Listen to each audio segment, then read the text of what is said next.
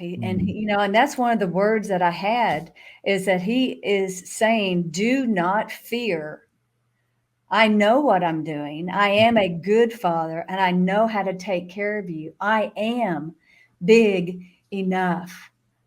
And so when you're pumping gas and your gas gauge is over $100 for a tank of gas, and you start thinking, because that spirit of fear will come on you and make you start thinking, oh man, what am I going to, and so just remember, God, your God, he is huge. Yeah. He is big enough to fill up your tank of gas. Yeah. And he is big enough to give you money, to give you gas. So you don't have to fear that. Don't fear. He is big enough. And that's for some of you guys watching right now. Right now. Some of you guys need to hear that. Because it is easy to, if we're not careful, it's very easy to fall into fall prey to that, just that tsunami wave of just doom, which is honestly what's on the menu with mainstream media. Is that's what they do. And I think, and they're always looking for, and there's been a lot of exposure of, leaked documents and hidden camera footage of these heads of these media corporations talking about how they're always looking for the next thing. They're always looking for, that's what they do. It's a whole business. Yeah. So yeah, they want to get you in fear, and just this last Sunday at church, I love the church I go to, because they give you, the Holy Spirit, a chance to move. And it was during worship when it was just real kind of quiet, and it was giving the Holy Spirit a chance to move. And I saw Jesus, and he had this garment, kind of this blanket on that was from shoulder to floor.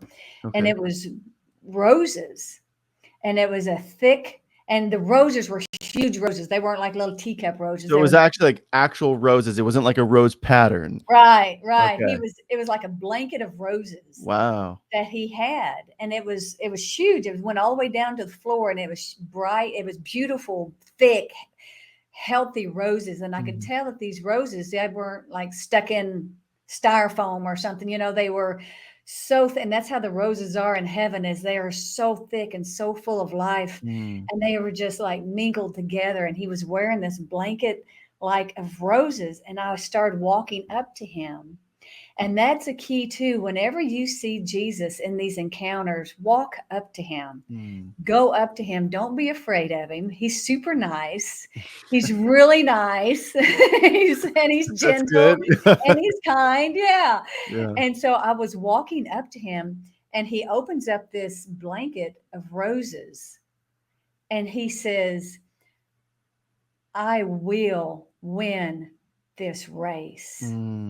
And I instantly thought of like the horse races, like the Kentucky Derby, when the one horse wins the race. They put like this little thing of roses over him, over the winner of the race. But Jesus didn't have just like a little scarf of roses. He had a blanket of roses around him. And he says, I will win this race. And I knew that the race that he was talking about was this fight against evil that, that's going on right now. And I walk up to him, and as I walk up to him, I wrap my arms around him. So be sure to give him a hug. Give Jesus a hug today. Give him a hug. He loves hugs. He's nice. Give him a hug. And I walk up to him and I wrap my arms around him and give him a hug. And he wraps this blanket of roses around me. And he says, I am the winner, and I wrap you in the winner's blanket with me. So we are winners with him. He is going to win this fight. He's going to win this fight that's right in front of us. He's the winner, so there is nothing to fear. And then also this week, I was at my friend Kristen's Bible study, and she had a bunch of ladies over, and it's during worship, because that's when I experience these encounters, is during worship. And so